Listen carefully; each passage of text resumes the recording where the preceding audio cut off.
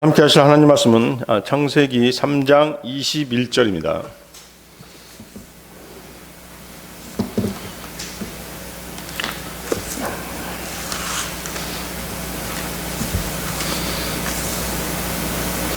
창세기 3장 21절. 짧은 구절이지만 많은 의미가 담겨져 있죠. 찾으셨으면 제가 받들어 읽겠습니다. 주 하나님께서 또한 아담과 그의 아내를 위해 가죽옷을 만들어 그들에게 입히시니라. 자, 그 가죽옷의 의미를 알고 계신가요? 네. 아담과 하와가 선악과를 따먹고 범죄한 후 하나님께서는 그들에게 가죽옷을 해서 입히셨습니다. 그 전에 아담과 하와는 무엇을 입고 있었습니까? 무화과 나물 잎을 엮어서 몸을 가리고 있었죠? 그렇습니다. 그 이후에 한번 보십시오. 창세기 3장 6절에서 7절. 그 내용이 나오고 있죠. 여자가 보니 그 나무가 먹기에 좋고 눈으로 보기에 아름다우며 사람을 지혜롭게 할 만큼 탐스러운 나무이므로 그녀가 그 나무의 열매를 따서 먹고 자기와 함께한 자기 남편에게도 주매 그가 먹으니라. 그들 두 사람의 눈이 열림에 그들이 자기들이 벌거벗은 줄 알고는 무화과 나뭇잎을 함께 엮어 자기들을 위해 앞치마를 만들었더라. 자, 이 무화과 나무가 상징하는 것은 무엇입니까? 인류가 만들어낸 모든 종류의 사상과 종교가 바로 무화과 나무입니다. 인간의 부정과 불의 그리고 자신의 양심을 가려보려는 모든 종류의 것들이 바로 무화과 나무인 것이죠. 무화과 나무는 예수님께서 저주하신 유일한 나무이기도 합니다. 자, 그 장면, 예수님께서 무화과 나무를 저주하신 장면, 마태복음 21장 18, 19절에 나와 있죠? 마태복음 21장 18, 19절 말씀입니다. 이제 아침에 그분께서 도시 안으로 되돌아오실 때 시장하시더라. 그분께서 한 무화과 나무를 길에서 보시고 거기로 가셨으나 잎사귀 외에는 거기서 아무것도 찾지 못하셨으므로 그 나무에게 이르시되 이제부터 영원토록 내게서 아무 열매도 자라지 아니하리라 하시매 곧 무화과 나무가 말라버리니. 자, 무화과 나무는 이제 이스라엘을 예표하기도 합니다. 그렇지만 여기서는 이제 열매 없는 무화과 나무는 종교를 예표한다고 볼 수 있습니다. 열매 없이 잎만 무성한 나무는 가인과 같이 자신의 능력과 자신의 의로 천국에 가려는 종교인들의 모습을 보여주고 있습니다. 가인이 대표적인 예죠. 가인은 자신의 힘으로 의로움을 얻을 수 있다고 생각하고 열심히 농사를 지어서 정성을 다해 하나님께 바쳤습니다. 그러나 하나님께서는 그가 가져온 소산물을 받지 않으셨습니다. 하지만 동생 아벨이 바친 양의 새끼는 받으셨습니다. 창세기 4장 3절에서 5절 말씀인데요. 시간이 흐른 뒤에 가인은 땅의 열매 중에서 주께 헌물을 가져왔고 아벨도 자기 양떼의 새끼들과 그것들의 기름 중에서 가져왔는데 주께서 아벨과 그의 헌물에는 관심을 가지셨으나 가인과 그의 헌물에는 관심을 갖지 아니하셨으므로 가인이 몹시 분을 내고 그의 얼굴빛이 변하니라.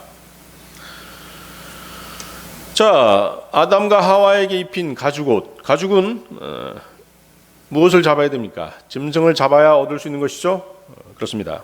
짐승을 잡다 보면 피가 솟구칠 수밖에 없습니다.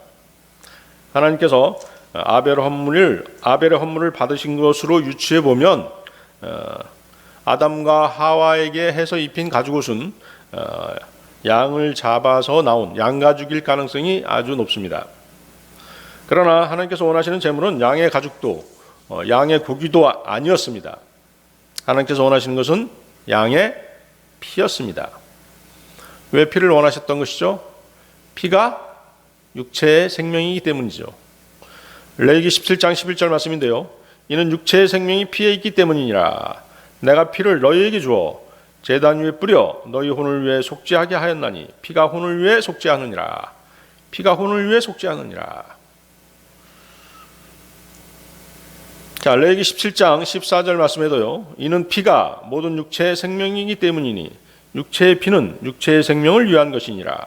그러므로 내가 이스라엘 자손에게 말하기를 너희는 어떤 육체의 피든지 먹지 말라 하였나니 모든 육체의 생명은 그 육체의 피인즉 누구든지 피를 먹는 자는 끊어지리라.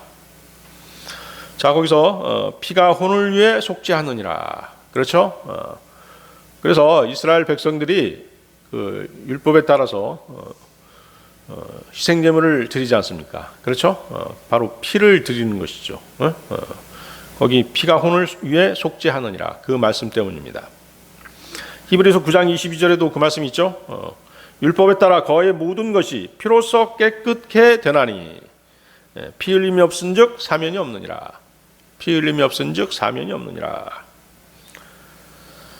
하나님께서는 아담과 하와에게서 자기 의라고 하는 무화과 나뭇잎이죠. 무화과 나뭇잎으로 만든 더러운 옷을 벗겨내셨습니다. 자기 의는 뭐라고 했습니까? 더러운 걸레와 같다고 말씀하셨죠? 그렇습니다. 그래서 그 더러운 자기 의의 무화과 나무로 만든 옷을 벗겨내시고 어떻게 하셨어요? 양을 잡으시고 그 가죽옷을 입혀주셨던 것입니다. 그 양을 잡을 때 이제 피를 흘릴 수밖에 없는데 그 피가 바로 뭐예요? 아담과 하와의 죄를 사면해 주셨던 것이죠. 그러나 하나님께서는 매번 죄를 지을 때마다 드리는 수많은 동물들의 피를 기뻐하지 않으셨습니다. 사실 기뻐하실 리가 없죠. 하나님께서 만든 피조물의 피를 하나님께서 왜 좋아하시겠습니까? 이사야서 1장 11절 말씀이죠. 주가 말하노라 너희가 내게 바치는 수많은 희생물이 무슨 소용이 있느냐. 나는 순양의 번제 헌물과 살찐 짐승의 기름으로 배가 부르며 숫소나 어린 양이나 순염소의 피를 기뻐하지 아니하노라. 그러면 하나님께서 진정으로 기뻐하시는 죄의 희생물은 과연 무엇이겠습니까? 자, 히브리서 한번 보십시오. 히브리서 10장 한번 보세요. 히브리서 10장 1절에서 10절 말씀입니다. 히브리서 10장 1절에서 10절 말씀. 율법은 다가올 좋은 일들의 그림자는 가지고 있으나 그 일들의 형상 그 자체는 아니므로 그들이 해마다 계속해서 드린 그런 희생물들로는 거기로 나와오는 자들은 결코 완전하게 할 수 없느니라. 그랬더라면 경배하는 자들이 한 번에 깨끗하게 되어 더 이상 죄들을 의식하지 아니하였을 터이므로 그것들을 드리는 일을 그치지 아니하였겠느냐? 그러나 그 희생물들에는 해마다 죄들을 다시 생각나게 하는 것이 있나니 황소와 염소의 피가 죄들을 제거하는 것은 불가능하니라. 그러므로 그분께서 세상에 들어오실 때 이르시되 희생물과 헌물은 주께서 원치 아니하시고 오직 나를 위하여 한 몸을 예비하셨나이다. 죄로 인한 번제 헌물과 희생물들은 주께서 기뻐하지 아니하시나이다. 그때 내가 말하기를 오 하나님이여 보시옵소서. 두루마리 책에 나에 대해 기록된 바와 같이 내가 주의 뜻을 행하러 오나이다 하였나이다 하시느니라. 위에서 그분께서 이르시기를 희생물과 헌물과 번제 헌물과 죄로 인한 헌물은 주께서 원치도 아니하시고 기뻐하지도 아니하시나이다 하셨는데 그것들은 율법에 따라 드리는 것이라. 그 뒤에 그분께서 이르시기를 오 하나님이여 보시옵소서. 내가 주의 뜻을 행하러 오나이다 하셨으니 그분께서 첫째 것을 제거하심은 둘째 것을 세우려 하심이라. 바로 이 뜻으로 말미암아 예수 그리스도의 몸이 단 한 번 영원히 드려지심을 통해 우리가 거룩히 구별되었노라. 자, 하나님께서 원하시는 희생제물은 무엇입니까? 육신으로 오신 주 예수 그리스도. 그렇죠? 그분은 뭘로 표현됩니까? 어린 양으로 표현되죠? 그렇습니다. 하나님께서 육신을 입고 오셔서 짐승들 대신 영원히 죄에 대한 희생물로 드려지심으로써 저와 여러분의 모든 죄가 완전히 제거된 것입니다.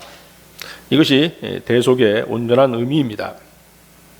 그래서 오늘 이 시간에는 희생물로 드려지신 하나님의 어린 양으로 표현되는 주님의 과거, 현재, 미래의 모습을 성경을 통해 알아보는 시간을 갖고자 합니다.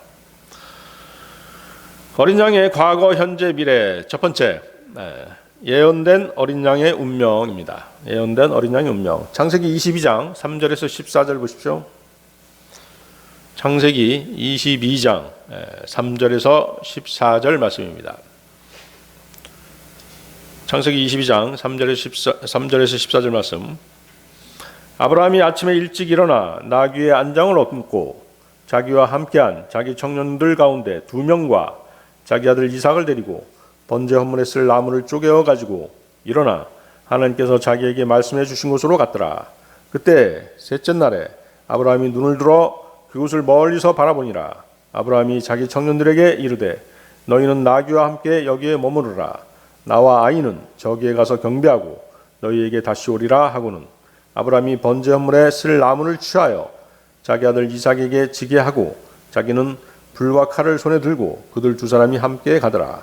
이삭이 자기 아버지 아브라함에게 말하여 이르되 내 아버지여 하니 그가 이르되 내 아들아 내가 여기 있노라 하매 그가 이르되 불과 나무를 보시거니와 번제 헌물로 쓸 어린 양은 어디 있나이까 하니 아브라함이 이르되 내 아들아 번제 헌물로 쓸 어린 양은 하나님께서 자신을 위하여 예비하시리라 하고 이처럼 2사람이 함께 가서 하나님께서 그에게 일러주신 곳에 이르니라.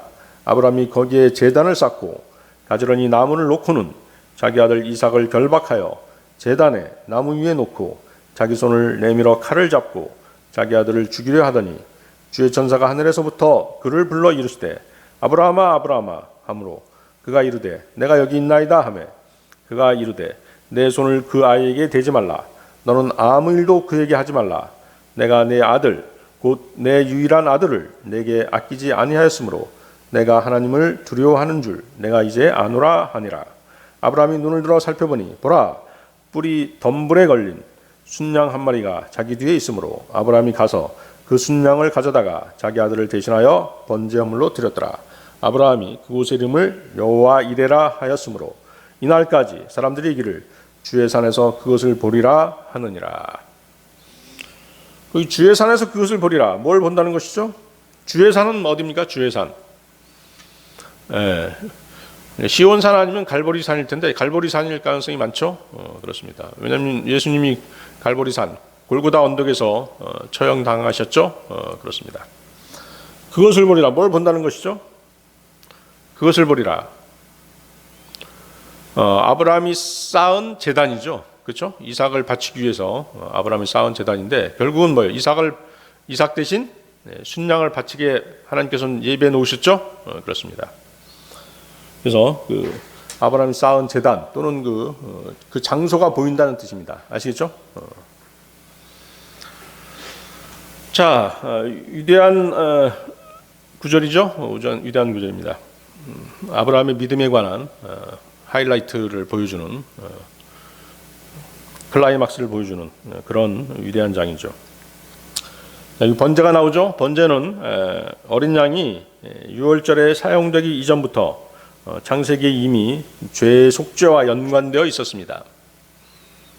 우리는 그런 사실들을 성경을 통해 알 수 있지 않습니까? 아벨이 바친 어린 양이 그러했고 또 노아도 방주에서 나왔을 때 번제물을 드렸죠.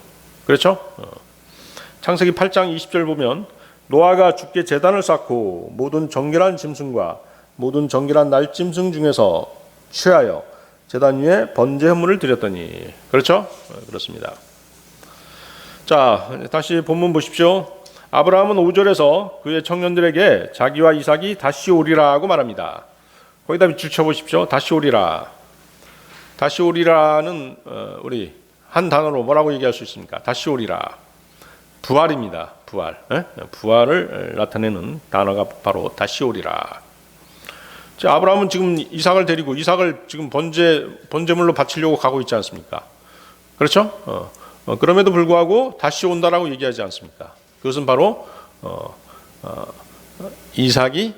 이삭을 번제물로 바치더라도 하나님께서 이삭을 부활시켜 주실 것이다라고 하는 그 믿음을 가지고 있었던 것입니다. 아브라함은 하나님의 명령에 따라 인생의 말년에 얻은 사랑하는 아들 이삭을 번제로 드리려고 결심했었습니다. 이삭을 바치라는 하나님의 명령에 아브라함이 아무런 고민도 없었고 아무런 고통도 없었다라고 한다면 그것은 거짓말일 것입니다. 머릿속에 떠오른 수많은 생각을 한 가지 일, 즉 이삭을 번제물로 바치는 일에 집중했을 것입니다.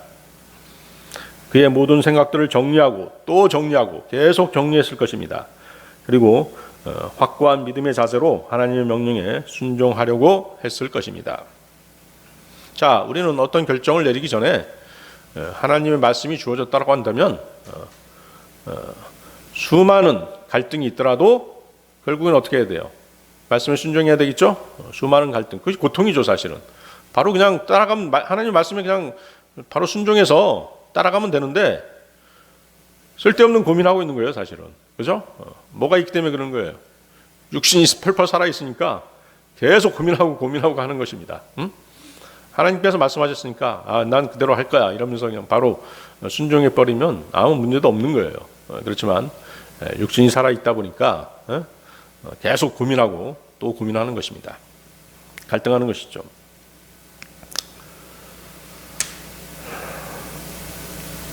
자, 그렇지만 어떻게 해요? 아브라함은 많은 상념들이 있었지만은 이삭을 바치고자 하는 그런 순종의 자세를 갖추고 있었습니다.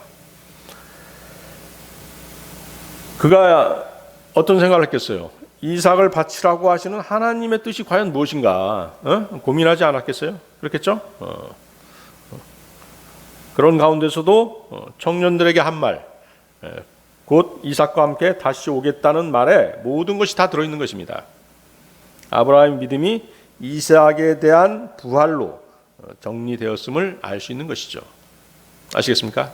내가 이삭을 번제물로 바치더라도 하나님께서 이삭을 다시 부활시켜서 다시 주실 것이다 라고 하는 믿음이 있었던 것입니다. 그런 믿음을 갖게 하는 것은 무엇이었어요? 아브라함이 이삭을 볼 때가 언제였습니까? 100세가 됐을 때였죠? 생식 능력이 다 떨어졌을 때였습니다. 사라도 마찬가지죠. 그때 사라의 나이는 90세였죠. 그렇죠? 생식 능력이 완전히 없어졌고 죽은 것 같으면서 생명을 아브라함과 사라가 죽은 것 같은 그런 가운데서 새로운 생명을 얻었던 것입니다. 기적적으로 새 생명을 얻은 아브라함은 하나님께 이삭이 드려진 후 다시 부활시킬 것으로 믿은 것입니다. 그러기에 아브라함은 이삭을 번제물로 바치기로 마음을 굳힌 것이죠. 이것이 바로 아브라함이 믿음의 아비, 믿음의 조상으로 칭송받는 이유인 것입니다. 자, 우리는 성경에서 세 번째로 어린 양을 접하게 됩니다. 처음에 어린 양은 언제 나타났습니까? 모두에 얘기했던 것처럼 벌거벗은 두 죄인 아담과 하와를 덮어주기 위해 가죽옷으로 나타났었죠? 그렇습니다. 두 번째는 아벨이 어린 양을 죄를 위한 속죄제물로 하나님께 바쳤었습니다. 그리고 여기 창세기 22장 8절에서는 하나님께서 어린 양을 예비하실 것을 말씀하고 계십니다. 창세기 22장 8절 보십시오. 자, 본 구절들에 대해서 이 창세기 22장 8절의 해석을 두고 의견이 좀 엇갈리죠. 한 킹에서는 뭐라고 번역했습니까? 내 아들아, 하나님께서 자신을 번제에 쓸 어린 양으로 마련하실 것이라, 이렇게 번역했죠. 자, 이렇게 번역하니까 어떻게 돼요? 하나님께서 육신으로 오셔서 어린 양이 되실 것을 아주 더욱 은혜롭게 번역을 한 것이에요. 그렇다고 해서 흠정역은 잘못 번역했느냐? 그것이 아니에요. 흠정역도 아주 정직하게 정확하게 번역한 것입니다. 그래서 이 번역된 문장을 어떤 식으로 받아들이냐는 문제는 하나님의 은혜를 더하고 말고의 문제는 아닙니다. 혹자는 이렇게 얘기할 수 있어요. 왜 흠정역처럼 번역해서 하나님의 은혜를 가리려고 하느냐라고 반문할 수도 있습니다. 그러나 창세기 22장 8절을 이해할 수 있는 사람은 오직 거듭난 그리스도인들 뿐입니다. 아울러 마음속 깊은 곳에서 느끼는 이 하나님의 은혜는 거듭난 사람들의 감사의 정도에 따라 다를 수밖에 없습니다. 그렇겠죠? 많은 죄를 탕감받은 사람들은 더 많이 감사할 것이에요. 그렇죠? 당연한 얘기죠.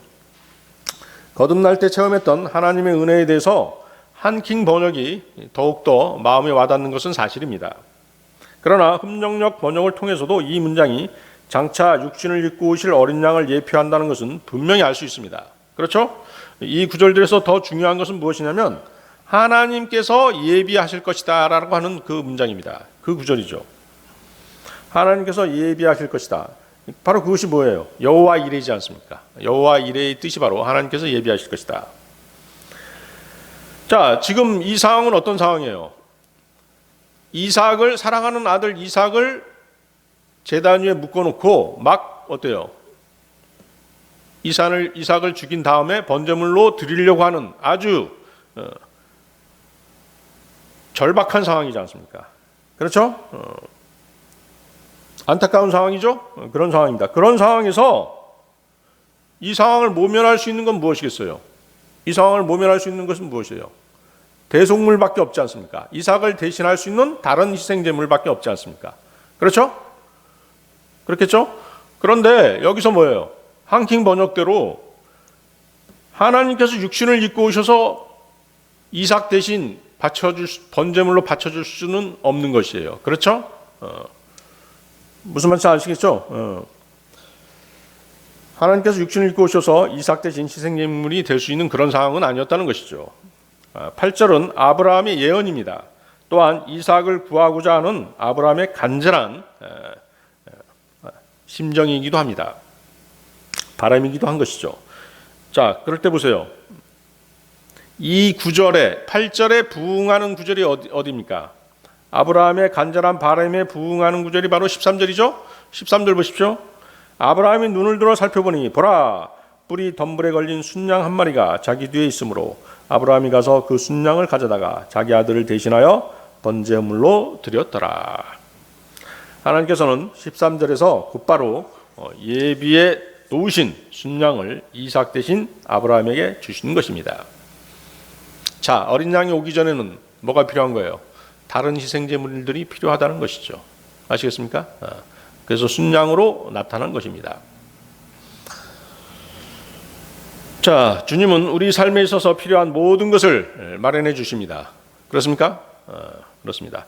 구원을 위한 희생제물 역시 인간의 힘이 아닌 하나님이 마련하시고 예비해 두신 것이라야 된다는 사실입니다.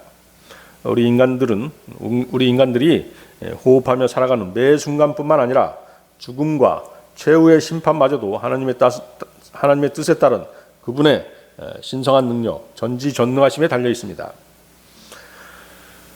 하나님의 주권에 달린 모든 것이 하나님의 주권에 달려 있는 것이죠. 이것이 바로 14절의 여호와 이레의 진정한 의미입니다. 자, 여호와의 이레의 뜻이 뭐라고 말씀드렸습니까? 하나님께서 예비하실 것이다. 여러분은 살아가는 동안 어떤 순간에도 이 여호와 이레의 의미를 항상 그대로 믿고 기도하면서 믿음 생활을 하시면 그것이 여러분에게 더욱 큰 은혜로 다가올 것입니다. 어떤 문제가 생길 때마다, 어떤 필요가 생길 때마다 하나님께서 예비해 주실 거야 라고 여러분들은 기도하고 그대로 믿고 믿음 생활을 하시면 되는 것입니다. 어린 양의 과거, 현재, 미래. 두 번째, 주의 유월절 어린 양입니다. 주의 유월절 어린 양. 출애굽기 12장 3절에서 11절 보십시오. 출애굽기 12장 3절에서 11절 말씀. 출애굽기 12장 3절에서 11절 말씀입니다.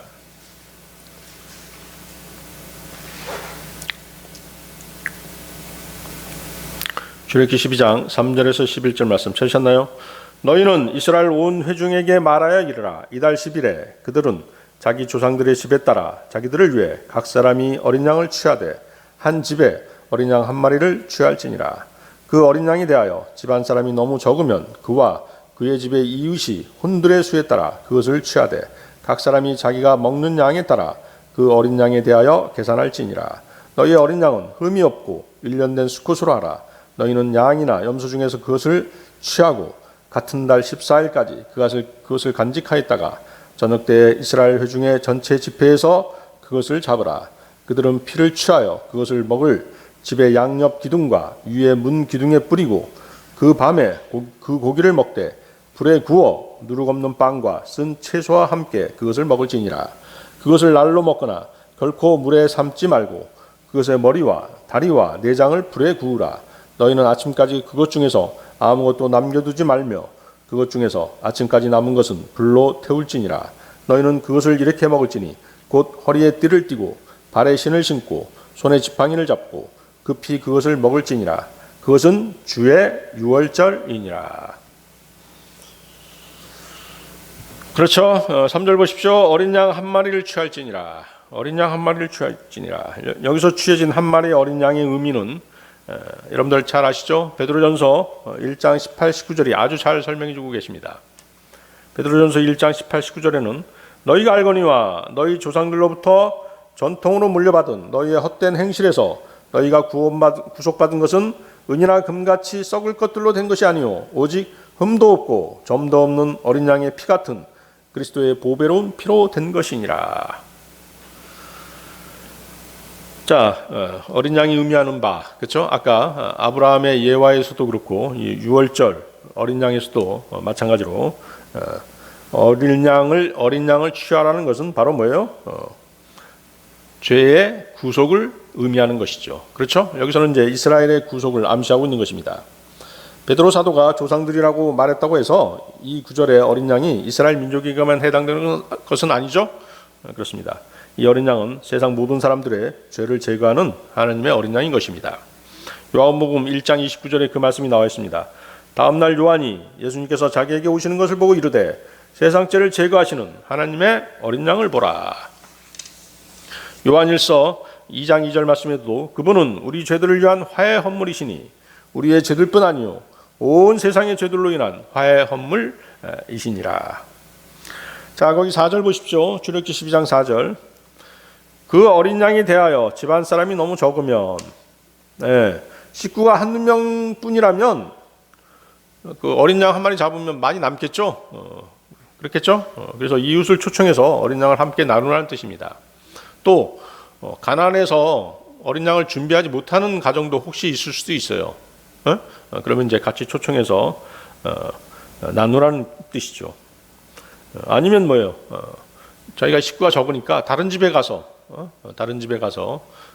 또 그 인원수에 맞춰서 어린 양을 잡아가지고 함께 나누라는 뜻입니다.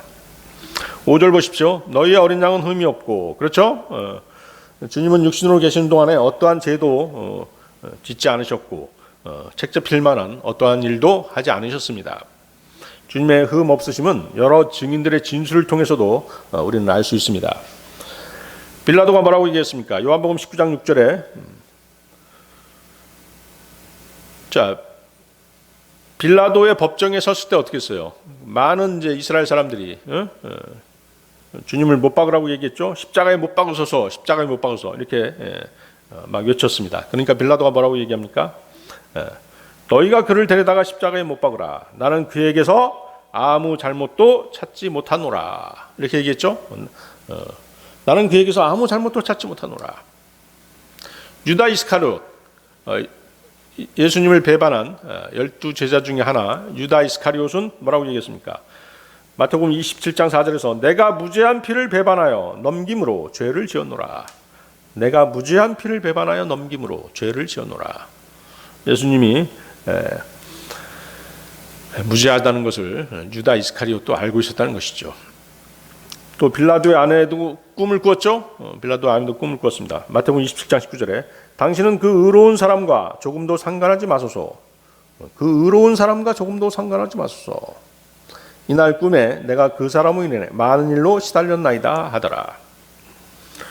또 사형집행에 참여한 백부장이 있었는데요. 누가복음 23장 47절에서 하나님께 영광을 돌리며 이르되 이분은 확실히 의로운 사람이었도다 하더라. 그렇죠? 하나님의 어린 양으로 오신 주님을 대적하고 중모했던 사람들은 주님으로부터 어떠한 흠도 찾아낼 수 없었던 것입니다. 그래서 주님은 요한복음 8장 46절에서 너희 중에 누가 내게 죄를 깨닫게 하겠느냐? 또한 내가 진리를 말할진대 너희가 어찌하여 나를 믿지 아니하느냐라고 당당하게 말씀하셨던 것입니다. 다시 출애굽기 12장 6절 보십시오. 출애굽기 12장 6절. 저녁 때 이스라엘 회중의 전체 집회에서 그것을 잡으라. 6월절 어린 양은 언제 잡게 되어 있습니까? 해질녘 오후 6시 이전에 잡도록 되어 있습니다. 이 어린 양이 지금 뭐예요? 단수로 표시되고 있죠? 어린 양이 단수로 표시되고 있어요. 그렇죠? 6월절에 도살되는 수많은 어린 양들이 있을 것입니다. 수많은 어린 양들이 도살되더라도 육신으로 오셔서 세상 모든 사람들을 위해서 피를 흘리시는 한 어린 양, 램, 한 어린 양은 주 예수 그리스도 한 분뿐이시라는 것이죠. 아시겠습니까? 단서로 표시된 이유 아시겠죠? 그래서 고린도전서 5장 7절 말씀에는 그러므로 너희는 누룩 없는 자들인즉 새 덩어리가 되기 위하여 묵은 누룩을 제거하라. 우리의 유월절 어린 양 곧 그리스도께서 우리를 위하여 희생물이 되셨느니라. 자, 누룩은 뭘 상징하죠? 죄를 상징하죠. 그렇죠? 죄를 상징합니다. 다시 12장 7절 보십시오. 출애굽기 12장 7절. 그들은 피를 취하여 그것을 먹을 집의 양옆 기둥과 위에 문 기둥에 뿌리고, 자, 몇 군데 뿌린 것이에요? 몇 군데 뿌렸습니까? 양옆 기둥과 문 기둥, 그렇죠? 양옆 기둥과 위에 문 기둥은 이거죠. 이걸 상인방이라고 하나요? 그렇죠? 이게 세 군데 뿌린 거예요. 한 군데, 두 군데, 세 군데. 자, 뭘 상징하는 것입니까? 자, 십자가에 예수님이 달렸을 때 어떻습니까? 양옆에 죄인들이 있었죠. 왼쪽 죄인, 오른쪽 죄인, 또 그다음에 가운데 주 예수 그리스도. 그렇죠? 이 세 군데 세 곳에 피가 뿌려졌다는 것을 상징적으로 보여주고 있는 것입니다. 8절 보십시오. 그 밤에 그 고기를 먹되 불에 구워 누룩 없는 빵과 쓴 채소와 함께 그것을 먹을지니라. 자, 불에 구워야 된다고 그랬죠? 불에 구워져야 됩니다. 이것은 뭘 얘기하는 것이에요? 주님께서 지옥에 다녀오셨다는 것이죠? 그렇습니다. 누가 지옥에 가야 되는데 저와 여러분들이 죄 가운데 살던 저와 여러분들이 하나님의 심판을 받고 지옥에 갈 수밖에 없었는데 주님께서 대신 지옥에 다녀오신 것이죠. 지옥에다가 우리의 모든 죄들을 거기다 내려놓고 오신 것입니다. 그래서 여린 양은 불에 구워져야 되는 것입니다. 그래서 주님은 십자가에 돌아가시기 전에 목마르시다라고 이렇게 목마르다라고 그렇게 외치셨습니다. 요한복음 19장 28절 30절 말씀인데요. 이 일 뒤에 예수님께서 이제 모든 일이 이루어진 줄 아시고 성경 기록을 성취하시려고 이르시되 내가 목마르다 하시니 이제 거기에 식초가 가득히 담긴 그릇이 놓여 있으므로 그들이 해면을 식초에 적신 뒤에 유슬초에 달아 그분의 입에 대니라. 그러므로 예수님께서 식초를 받으신 뒤에 이르시되 다 이루었다 하시고 머리를 숙이신 뒤 숨을 거두시니라. 다 이루었다. 자, 여기에는 이제 어떤 의미도 담겨 있는 것이에요. 성경 기록을 다 성취하셨다라고 하는 의미가 담겨져 있는 것입니다. 주님은 오직 하나님 아버지 뜻에 따라 성경 기록을 성취하시려고 그렇게 하셨습니다. 자, 여기서 지금 목마르다라고 외친 그 성경 기록 시편 69편에 있죠. 시편 69편 21절에 그 말씀이 있습니다. 그들이 또한 쓸개즙을 나의 먹을 것으로 주며 내가 목마를 때 내게 식초를 주어 마시게 하셨나이다. 그렇죠? 그 성경 기록대로 시편 69편 21절에 있는 그 성경 기록을 성취하시려고 그렇게 하신 것입니다. 여기 쓸개즙이 나오는데 쓸개즙은 이제 마태복음에 나와 있습니다. 마태복음 27장. 여러분들 이제 시간 되면 또 다시 한번 읽어보시기 바랍니다. 따라서 유월절 어린 양은 어떻게 된다? 불에 구워져야 되는 것입니다. 따라서 주님은 영원히 불타는 지옥에 가야 했던 저와 여러분의 죄 때문에 대신 목마름을 느껴야 했던 것이죠.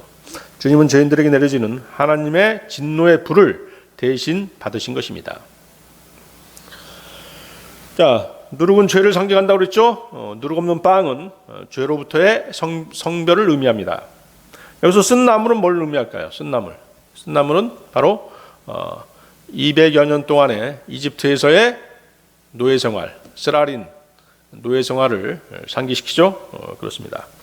다시 11절 보십시오. 거기 11절. 너희는 그것을 이렇게 먹을지니 곧 허리에 띠를 띠고 발에 신을 신고 손에 지팡이를 잡고 급히 그것을 먹을지니라. 허리에 띠를 띠고, 자, 허리에 띠를 띠고, 이 띠는 무엇을 의미합니까? 진리의 허리띠죠? 진리의 허리띠입니다. 주의 군사된 여러분들은 항상 진리를 띠고 영적 전쟁을 할 준비를 갖추고 있어야 되는 것입니다.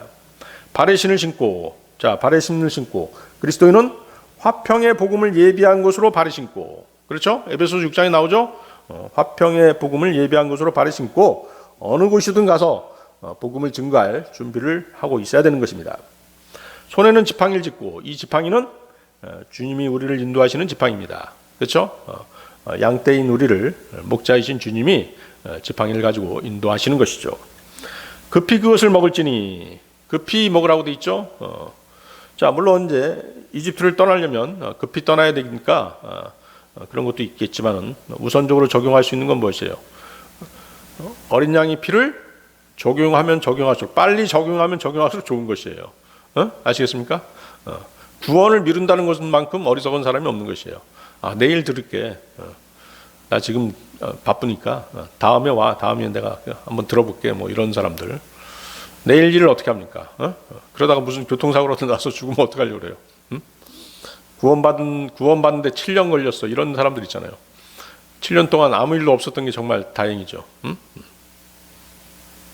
금방 받을 수 있는 것이에요. 십자가의 진리를 깨달으면 바로 받는 것이에요. 구원 받는 것입니다. 근데 7년 걸렸어. 뭐 하면서 구원을 아주 복잡하게 막 이끌어가는 사람들 있잖아요. 그 사람의 마음이 그만큼 완악했기 때문에 십자가의 진리를 못 깨닫는 것이에요. 아시겠습니까? 7년 걸렸어, 뭐 10년 걸렸어. 이거 말이 안 되는 것이죠. 하나님께서 뭐 그렇게 어렵게 구원을 만들어 놓으셨겠어요? 그게 아니라는 것이죠. 아시겠습니까? 간절한 마음이 없었던 것이죠. 구원받고자 하는 간절한 마음도 없었고 그 사람 마음이 완악했기 때문에 그렇게 오랜 시간을 허비한 것이에요. 물론 이제 복음을 전하는 사람도 좀 어떻게 전했는지 모르지만 좀 문제가 있었을 수도 있죠. 어렵게 전했을 수도 있죠. 근데 절대 어려운 게 아니지 않습니까? 그렇죠?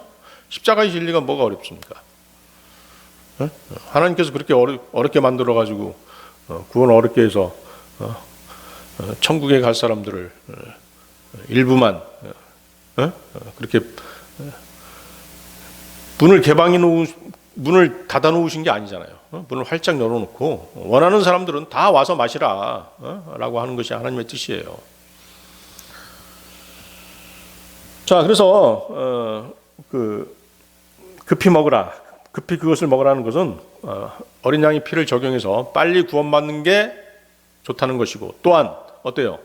구원받았으면 어떻게 해야 돼요? 빨리 떠나야죠. 어디를 떠나야 돼요? 이집트를 떠나야 돼요. 이집트가 상징하는 게 뭡니까? 세상이죠. 세상과 빨리 성별하는 것입니다. 아시겠습니까? 그 뜻으로 급히 먹을지니라 이렇게 말씀하신 것이죠. 자, 어린 양의 과거, 현재, 미래. 세 번째, 인격화된 어린 양입니다. 인격화된 어린 양. 여러분들 이사야서 53장 보십시오. 이사야서 53장. 자, 이사야서 53장은 12절까지 있는데요. 이건 다 읽어보도록 하겠습니다. 이사야서 53장은 육신으로 오신 하나님을 예언한 아주 강력한 구절이죠. 강력한 장입니다. 자, 이사야서 53장. 우리가 전한 것을 누가 믿었느냐? 주의 팔이 누구에게 나타났느냐? 그가 그분 앞에서 연한 초목같이 마른 땅에서 나온 뿌리같이 자랄 터이니 그에게는 모양도 없고 우아함도 없으며 우리가 그를 볼 때 그를 흠모할 만한 아름다움도 없도다. 그는 사람들에게 멸시를 당하고 거부되었으며 슬픔의 사람이요 고통을 잘 아는 자라. 우리는 그를 피하려는 것 같이 우리의 얼굴을 감추었으며 그는 멸시를 당하였고 우리는 그를 귀히 여기지 아니하였도다. 참으로 그는 우리의 고통을 짊어지고 우리의 슬픔을 담당하였거늘 우리는 그가 매를 맞고 하나님께 맞아 고난을 당한다고 생각하였노라. 그러나 그는 우리의 범법들로 인해 부상을 당하고 우리의 불법들로 인해 상하였도다. 그가 징벌을 받음으로 우리가 화평을 누리고 그가 채찍에 맞음으로 우리가 고침을 받았도다. 우리는 다 양 같아서 길을 잃고 각각 자기 길로 갔거늘 주께서는 우리 모두의 불법을 그에게 담당시키셨도다. 그는 학대를 당하고 고난을 당하였어도 자기 입을 열지 아니하였으며 도살장으로 향하는 어린 양같이 끌려가며 털 깎는 자 앞에 잠잠한 양같이 자기 입을 열지 아니하는도다. 그는 감옥에도 가지 못하고 공정한 재판도 받지 못하였으니 누가 그의 세대를 밝히 드러내리요. 그는 산자들의 땅에서 끊어졌으며 내 백성의 범법으로 인하여 매를 맞았도다. 또 그는 사악한 자들과 더불어 자기 무덤을 만들었으며 죽어서는 부자와 함께하였으니 이는 그가 폭력을 행사하지 아니하였고 그의 입에 속임수가 없었기 때문이라. 그러나 주께서 그를 상하게 하는 것을 기뻐하사 그를 고통에 두셨은즉 주께서 그의 혼을 죄로 인한 헌물로 삼으실 때 그가 자기 씨를 보고 자기 날들을 길게 하며 또 주의 기뻐하시는 일이 그의 손에서 번영하리로다. 그가 자기 혼이 해산의 고통을 치는 것을 보고 만족하게 이르리라. 나의 의로운 종이 자기 지식으로 많은 사람을 의롭게 하리니 그가 그들의 불법들을 담당하리라. 그러므로 내가 그로 하여금 위대한 자들과 몫을 나누게 하리니 그가 강한 자들과 누락한 것을 나누니라. 이는 그가 자기 혼을 쏟아 부어 죽기까지 하며 범법자들과 함께 계수되었기 때문이니라. 그는 많은 사람들의 죄를 담당하였으며 범법자들을 위해 중보하였느니라. 위대한 구절들이죠. 그렇습니다. 예수 그리스도를 육신으로 오신 하나님을 나타내는 아주 위대한 구절입니다.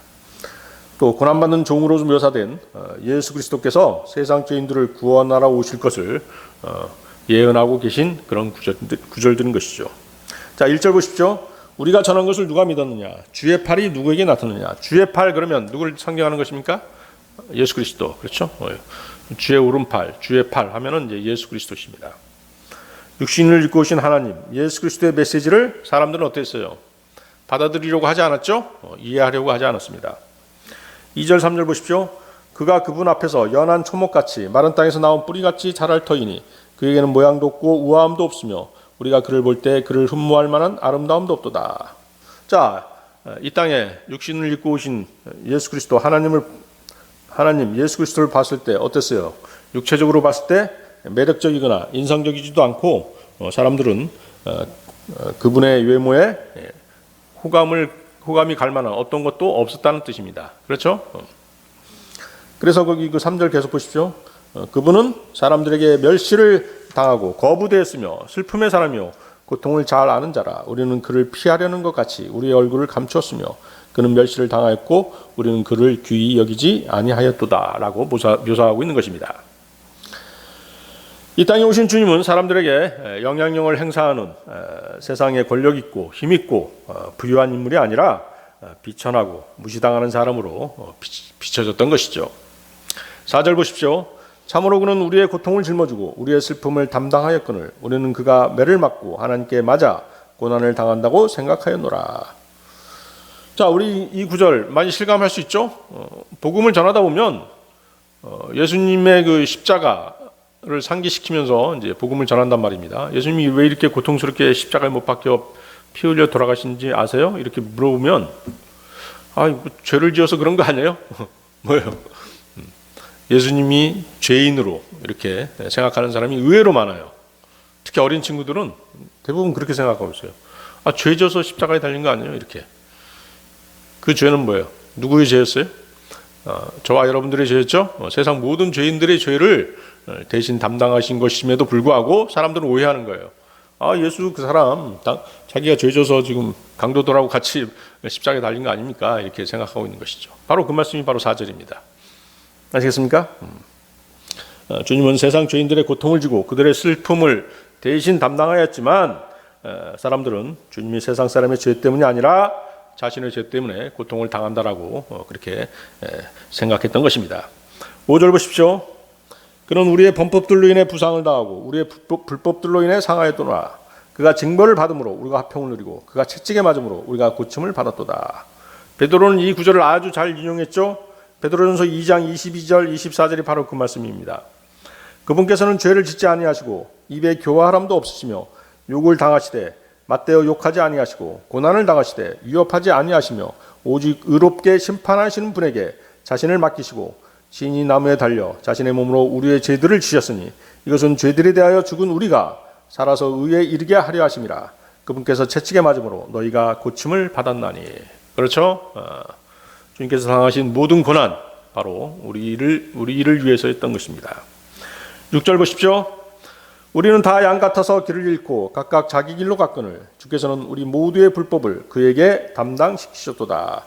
모든 사람이 목자를 떠난 양처럼 길을 잃었죠. 그렇습니다. 하나님은 우리의 죄악을 고난받는 종인 주 예수 그리스도께 담당시키셨다고 말씀하시는 것입니다. 그런 압제와 고난에도 불구하고 주님은 항의하거나 자신을 변호하지 않으셨습니다. 이것은 큰 고통과 불의를 당하더라도 하나님의 뜻에 기꺼이 순종하시려는 주님의 의지를 분명하게 보여주고 있는 것입니다.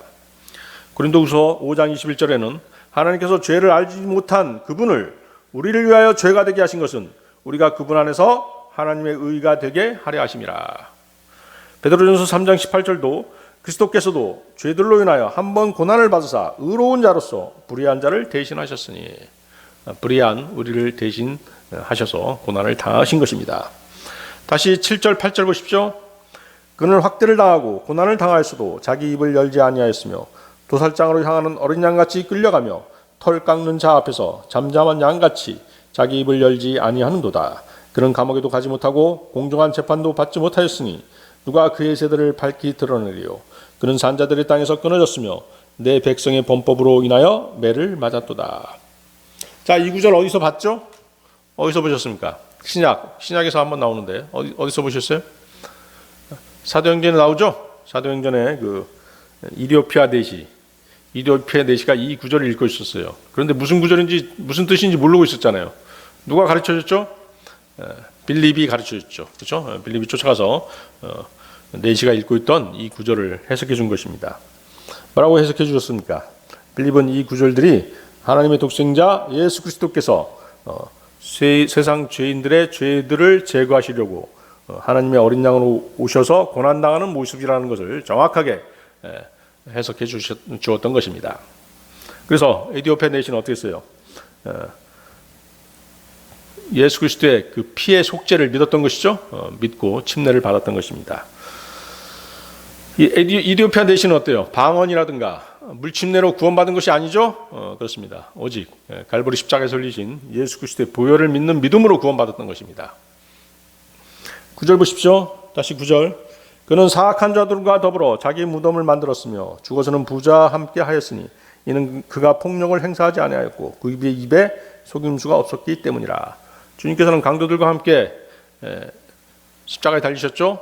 그리고 같이 묻히셨죠. 그런데 그 시체를 누가 간수하셨죠? 누가 찾아와서 다시 무덤을 만들어 주셨어요? 무덤을 만들었죠. 아리마대 요셉, 그렇죠? 아리마대 요셉이 부자였던 것이죠. 그래서 성경 기록대로 다 된 것이죠. 다 성취된 것입니다. 그래서 주님은 아무 잘못도 없으셨는데 부당하게 살해당하셨고 묻히셨습니다. 또 주님은 죄가 없으셨기에 그 순전하심 때문에 부당한 형벌을 당하셔야 했던 것입니다. 10절 12절을 한꺼번에 보겠습니다. 10절 12절. 주께서 그를 상하게 하는 것을 기뻐하사 그를 고통에 두셨은즉 주께서 그의 혼을 죄로 인한 헌물로 삼으실 때 그가 자기 씨를 보고 자기 날들을 길게 하며 또 주의 기뻐하시는 일이 그의 손에서 번영하리로다. 그가 자기 혼이 해산의 고통을 치른 것을 보고 만족하게 여기리라.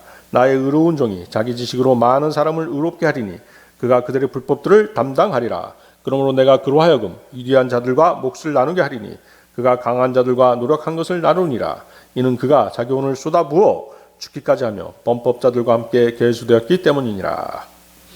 그가 많은 사람들의 죄를 담당하였으며 범법자들을 위해 중보하였느니라. 자, 10절은 인류를 위한 구원 계획을 성취하기 위해 즉 종 대신 독생자 예수 그리스도의 고난을 기꺼이 허락하신 하나님의 뜻이죠. 그렇습니다. 예수님은 종으로 표현되죠. 하나님의 종으로. 그렇죠? 그래서 마가복음이 이제 종 대신 예수님에 대해서 증거하고 있지 않습니까? 그래서 하나님께서는 독생자 예수 그리스도를 죄인들을 위해서 기꺼이 내주셨던 것이죠. 그렇죠? 그것이 바로 하나님의 사랑입니다.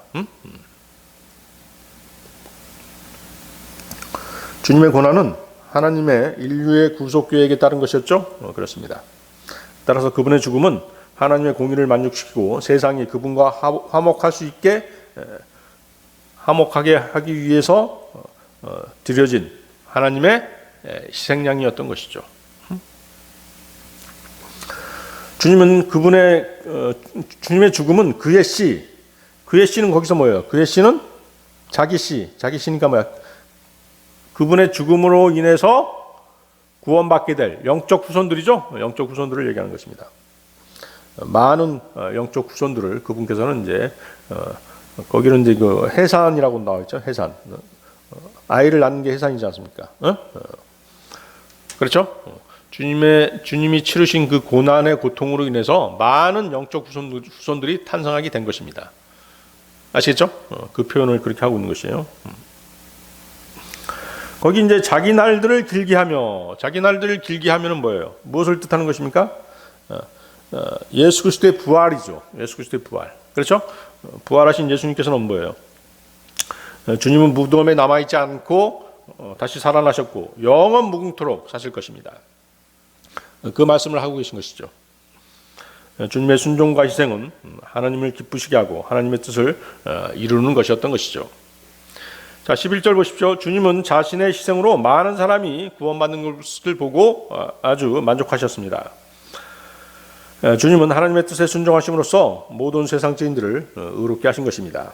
주님은 세상 사람들의 죄에 대한 형벌을 대신 담당하셔서 그들이 하나님과 화해할 수 있게 하신 것입니다.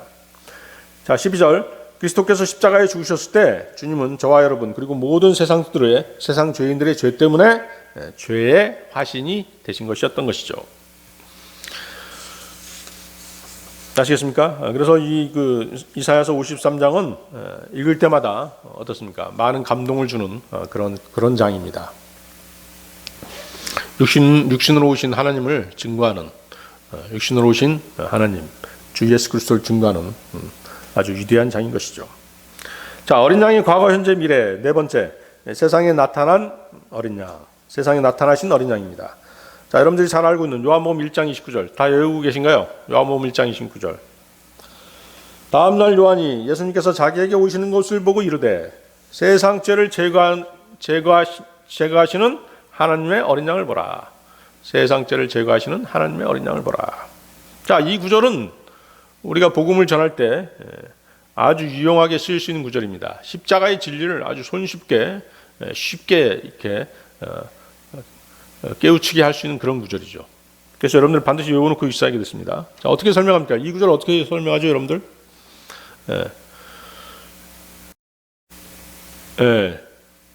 예수님께서 갈보리 십자가에서 흘리신 보혈로 세상 모든 사람들의 죄값을 대신 치르셨습니다. 그 세상 죄들 가운데는 누구의 죄도 포함되어 있다? 바로 당신의 죄도 포함되어 있습니다. 그렇게 설명하면 되는 것이에요. 그렇죠? 그걸 뭐예요? 그걸 깨우치면 어떻게 되는 거예요? 바로 구원받는 것이에요. 그게 바로 십자가 진리거든요. 아시겠어요? 아, 그렇습니까? 바로 그게 된 것이죠. 그렇군요. 아, 내 죄도 예수님이 다 처리하셨네요. 세상 죄 가운데 내 죄도 포함되어 있었군요. 그러면 이 사람 구원받는 것이에요, 바로. 그 다음에 뭐 영적 기도하는 것은 뭐예요? 요식행위에 불과한 것이죠. 아시겠습니까? 이걸 바로 깨닫는 순간에 이제 구원받는 것이란 말입니다. 그러니까 복음 전하는 게 뭐가 어려워요? 어렵지 않잖아요. 그렇죠? 그 사람이 마음이 완악하기 때문에 이 구절을 제시하고 이렇게 십자가의 진리를 설명해 줘도 마음이 완악한 사람은 받아들이지 않는 거예요. 그러니까 7년 걸렸어요. 10년 걸렸어요. 이러는 것이죠. 아시겠어요? 그거 자기 문제지. 누가 어렵게 설명했기 때문에 그런 건 아니라는 것이죠. 우리 성경대로 믿는 사람들은 이걸 다 이렇게 쉽게 설명할 수 있지 않습니까? 아시겠어요? 들으려고 하지 않기 때문에 그래요. 받아들이려고 하지 않기 때문에. 자기 마음이 받아들이려고 하기 때문에. 닫혀있잖아요. 마음이 닫혀있으니까 못 받아들이는 것이죠. 그러니까 시간만 자꾸 보내는 것이에요.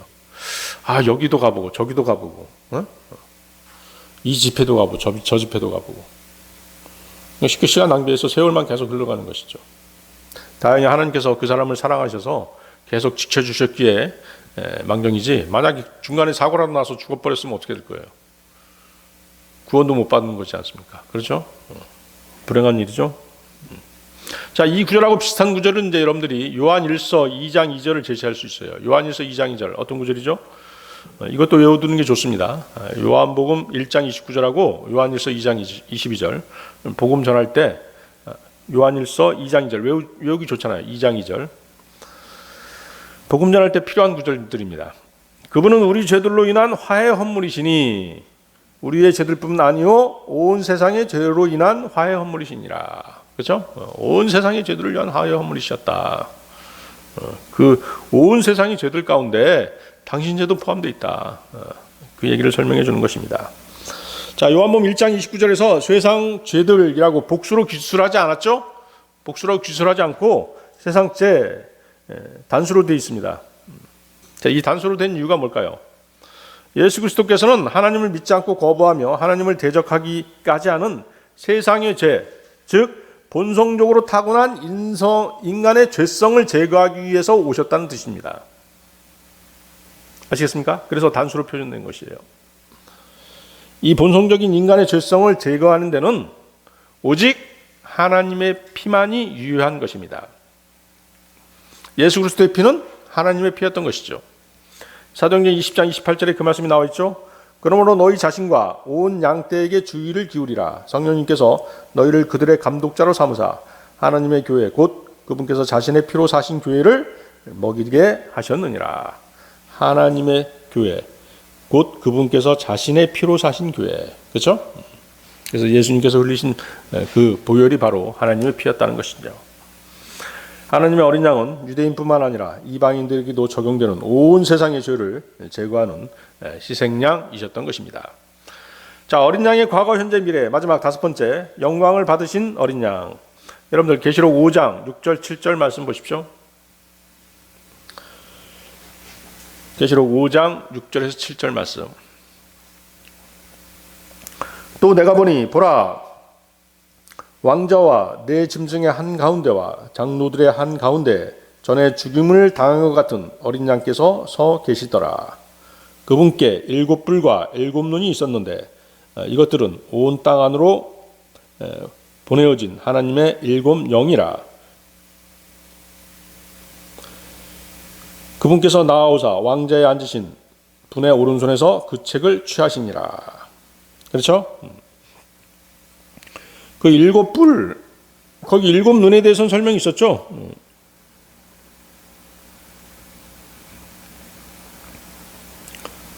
그 7눈은 이제 그 7영이라고 나와 있지 않습니까? 그렇죠? 그럼 7뿔은 뭘까요? 뿔 하면 뭘 상징하죠? 권세, 왕 이런 것들을 상징할 때 뿔이 높다, 그렇죠? 뭐 이런 뿔이 고결하다, 뭐 이런 표현 쓰지 않습니까? 그렇죠? 그 뿔은 이제 권세를 뜻하는 것이고, 7이라고 하는 것은 무엇이에요? 하나님은 7으로 일하시죠? 7체계로 일하시지 않습니까? 그래서 7이라고 하는 숫자는 완전한 수죠. 완전수라고 얘기하지 않습니까? 그래서 완전한 권세죠. 그렇죠? 세상 나라의 임금들은 어때요?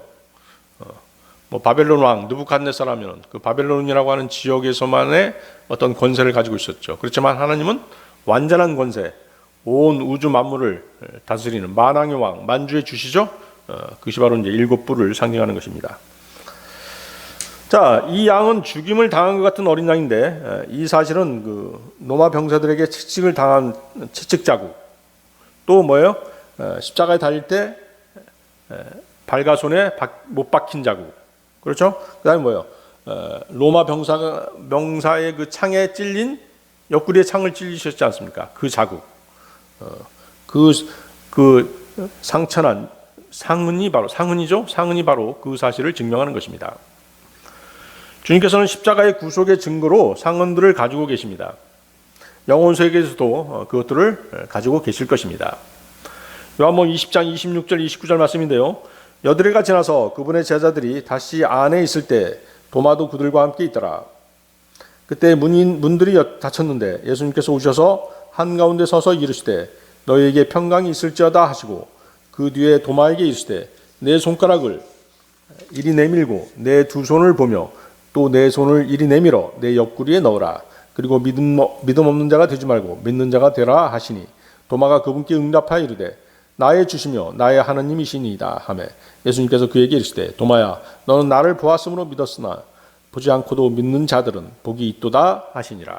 그렇죠? 지금 뭐예요? 도마는 누구를 보고 있는 것이에요? 부활하신 예수님을 보고 있지 않습니까? 근데 부활하신 예수님이 뭐예요? 상흔을 그대로 가지고 계시죠? 그렇습니다.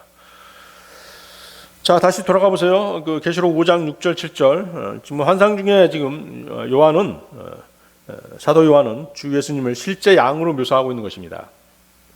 성경에서 주 예수 그리스도는 세상 죄를 제거하는 하나님 어린 양, 또는 유다 지파의 사자로 묘사가 되죠.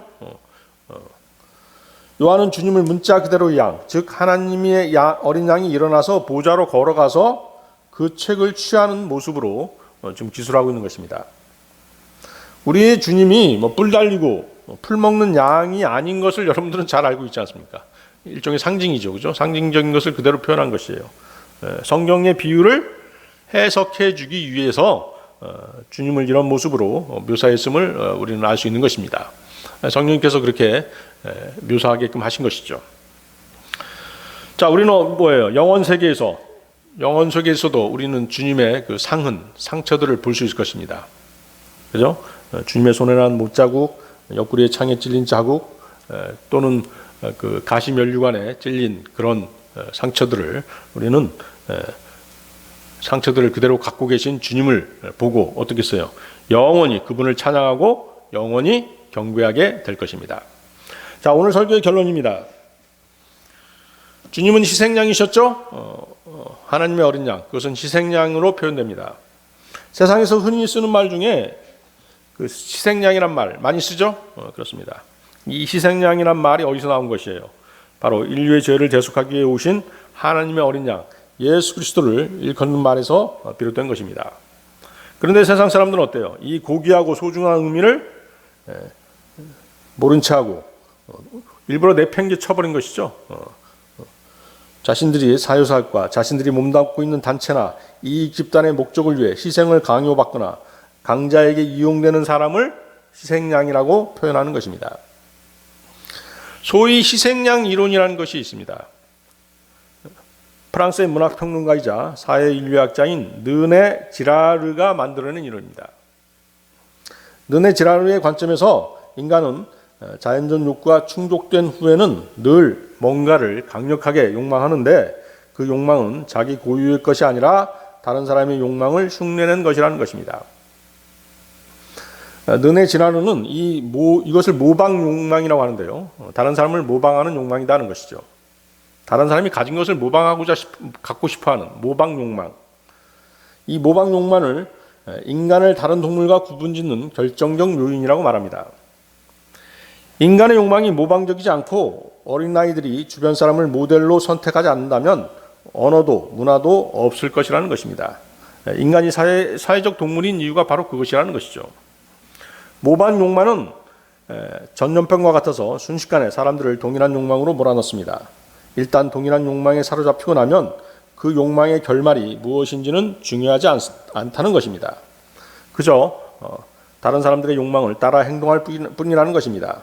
우리가 성공한 사람을 선망하면서 동시에 그를 미워하고 시기하는 것이 바로 그것입니다. 다른 사람이 가진 거 자기도 갖고 싶죠? 그래서 그것을 시기하는 것이죠. 물질뿐만 아니에요. 그 사람의 어떤 지식, 지혜조차도 다 시기하는 것입니다. 사실 그런 것들은 다 죄에서 나온 것이죠. 그 미움과 시기심이 절정에 달했다고 해서 그것이 자기 것이 되느냐 하면 그것은 아니잖아요. 그렇죠? 그들의 욕망이 실현되는 것은 아니라는 것입니다. 그럼 어떻게 돼요? 그들은 그것을 갖지 못한 그 실패의 원인으로서 누구를 지목하는 거죠? 희생양을 찾는 것이에요. 지금 사회를 보면 그런 게 있지 않습니까? 그렇죠? 자기들이 정권을 탈취하는 데 실패했어. 뭐가 필요한 거예요? 희생양이 필요한 거예요. 아시겠어요? 그래서 자신들의 실패의 원인으로 희생양을 지목하고 그 희생양에 의해 무자비한 폭력을 행사하는 것입니다. 그렇게 함으로써 군중들의 욕망을 분출하고 공동체의 평화를 유지할 명분으로 삼는 것이죠. 대표적인 게 뭐가 있어요? 중세의 마녀 사냥 같은 게 있었죠? 그렇습니다. 마녀 사냥의 배경은 이슬람과의 십자군 전쟁에서의 패배, 종교개혁에서의 사회적 혼란, 흑사병 등으로 인한 민심이 뒤숭숭해지자 마녀라고 하는, 사실 마녀는 뭐예요? 우리나라로 말하면 뭐예요? 무당들이죠. 무당들, 주술 행위를 하는 그런 여자들을 마녀라는 이름으로 희생양으로 만들어내는 것입니다. 그리고 처형해버린 것이죠. 그래서 지금 우리 사회에서는 뭐예요? 운동권에서 많이 이용하는 소위 뭐예요? 희생자파리. 또 2차 세계대전 때 나치도 그래, 유대인 집단 학살, 이런 것들이 바로 같은 맥락에서 나온 것들입니다. 자, 그런데 이제 특이한 경우가 한 가지 있어요. 그런 희생양을 만들어낸 후에 조금 시간이 지나면 억울하게 죽은 희생자에 대한 신성한 종교적 의미를 부여하는 작업이 시작된다는 것입니다. 그렇죠? 죽은 사람을 실컷 이용한 다음에 그 다음에 뭐예요? 그 사람을 막 높이는 거예요. 죽은 자를. 한 개인을 의심해서 살해하고 추방한 사람들이 이제 그 억울한 개인에 대해 과도한 숭배를 시작하는 것이죠. 그래서 그 희생자는 이제 일단의 추종자들을 갖게 되는데 그 추종자들에 의해서 신적인 존재로 다시 부활한다는 것입니다. 세상의 모든 종교도 그런 기원을 가지고 있습니다.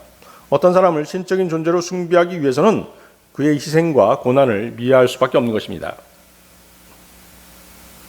그 정치인들도 마찬가지지 않습니까? 어떤 정치인이 죽었다라고 한다면, 또 자살했다고 한다면 그 사람을 이제 계속 이용해 먹고, 또 그 사람을 어떻게 해요?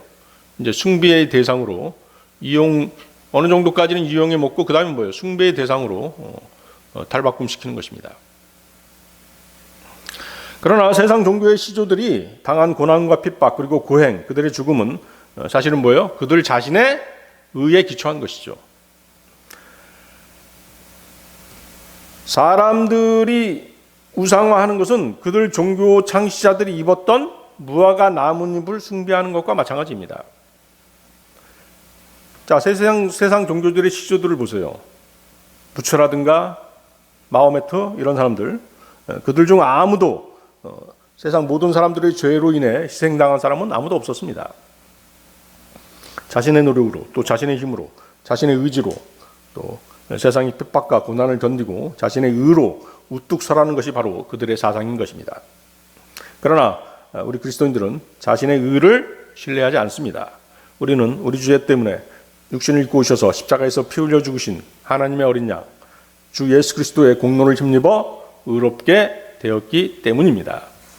로마서 4장 5절에 어떤 말씀이 있습니까? 일을 하지 아니할지라도 경건치 아니한 자를 의롭다 하시는 이를 믿는 자에게는 그의 믿음을 의로 여기시느니라.